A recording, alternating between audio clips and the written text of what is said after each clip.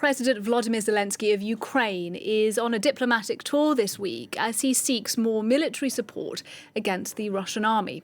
This morning he was in London, where he met the UK Prime Minister Keir Starmer and the NATO chief Mark Rutte. Now, a short while ago this afternoon, he touched down here in Paris, where he is due to meet a bit later on with President Macron at the Elysee Palace.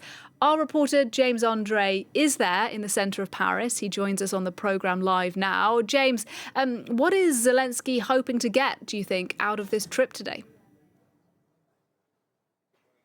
Well, what Zelensky is trying to get with this tour of Europe is to shore up support, long-term support for the fight in Ukraine against Russia, hoping that indeed the Europeans will commit some more money and weapons and also support to his country in this fight. This morning, indeed, he met with Keir Starmer, the British Prime Minister, and Mark Rutte, who is the new Secretary General of NATO, and he will be moving on after this visit to Paris, to Italy, where he will meet Giorgia Meloni and the Pope. Tomorrow, he'll be going to Germany. Now, in the past few days, there's been a lot of diplomatic wrangling on the European level with an objective for the European Commission or the European Union to loan 35 billion euros worth of aid to Ukraine, a loan that would be paid off by the interest of the frozen Russian assets, most of which are in Europe. Initially, the plan was a bit different. It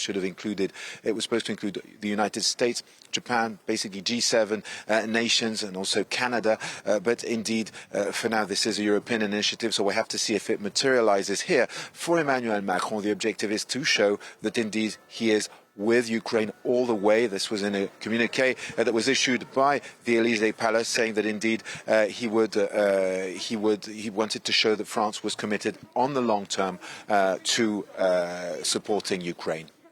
And while Zelensky is here, James, give us a sense of what is happening on the ground in Ukraine, particularly on the front lines in the east.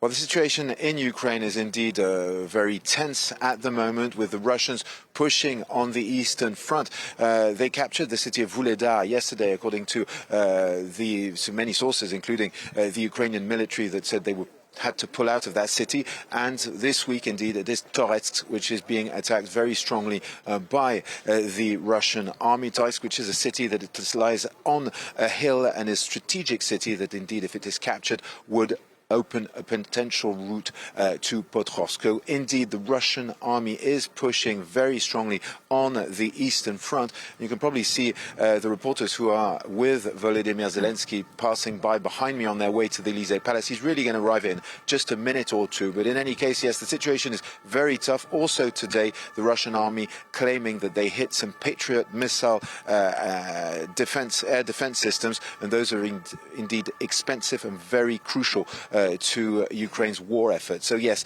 a tense military situation in the country, and Volodymyr Zelensky wanting to shore up this crucial support at less than a month from the US election, at a time where indeed US support does not seem as solid and committed as it did a few months ago.